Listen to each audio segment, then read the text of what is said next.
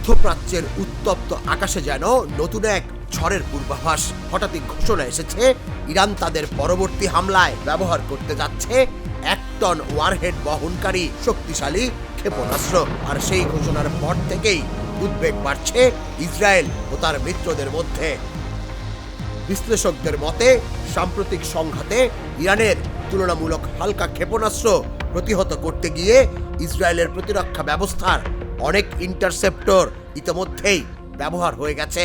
ঠিক এমন সময়ই ইরানের নতুন বার্তা, এবারের হামলা হবে আরো শক্তিশালী, আরো বিধ্বংসী। ইরানের প্রভাবশালী সামরিক বাহিনী আইআরজিসির অ্যারোস্পেস কমান্ডের কর্মকর্তারা জানান, ভবিষ্যতে 1 টনের কম ওয়ারহেড বহনকারী ক্ষেপণাস্ত্র ব্যবহার করা হবে না। অর্থাৎ সামনে আসছে এমন সব হামলা যেগুলোর লক্ষ্য হতে পারে সামরিক ঘাঁটি, বিমানবন্দর কিংবা গুরুত্বপূর্ণ জ্বালানি স্থাপনা।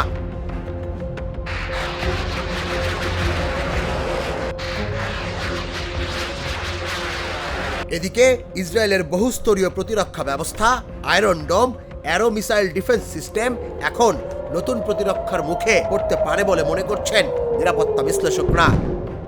কারণ ইরানের ব্যালিস্টিক ক্ষেপণাস্ত্র প্রযুক্তি এখন 2000 কিলোমিটারেরও বেশি দূরের লক্ষ্যবস্তুতে আঘাত হানতে সক্ষম। ফলে শুধু ইসরায়েল নয়, পুরো মধ্যপ্রাচ্যেই ছড়িয়ে পড়েছে উদ্বেগ।